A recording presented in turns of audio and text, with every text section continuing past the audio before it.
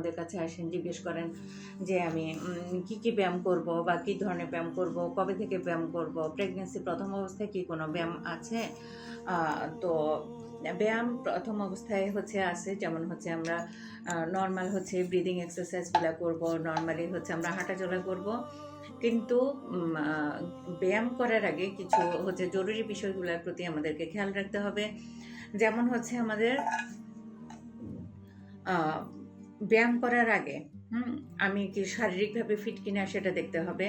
আমার কাছে কিছু দুর্বলতা লাগতে পারে, কিন্তু সেটা হচ্ছে আমি করতে পারবো কিনা আমাকে সেটা অ্যাসেস করতে হবে, সেটা নিজে নিজে অ্যাসেস করতে হবে।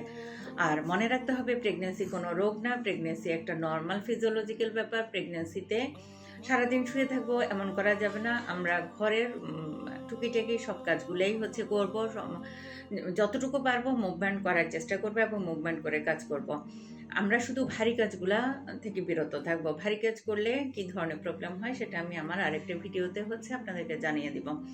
এখন হচ্ছে ব্যায়াম করার আগে আমাদের কি কি জিনিস দেখতে হবে, আমি শারীরিকভাবে ফিট কিনা সেটা দেখতে হবে, আমার টেম্পারেচার, সেই রুমটার টেম্পারেচার কেমন সেটা দেখতে হবে, বা আমি যেই জায়গাতে হাঁটাচলা করতেছি বা এখনকার ওয়েদারটা কেমন সেটা দেখতে হবে। বেশি গরমে আমাকে কাজ করা যাবে না, এবং অবশ্যই হচ্ছে আমাকে ব্যায়াম করার আগে এবং পরে পানি খেয়ে নিতে হবে। এই কাজগুলি হচ্ছে আমাদেরকে অবশ্যই হচ্ছে খেয়াল রেখে তারপর আমাদের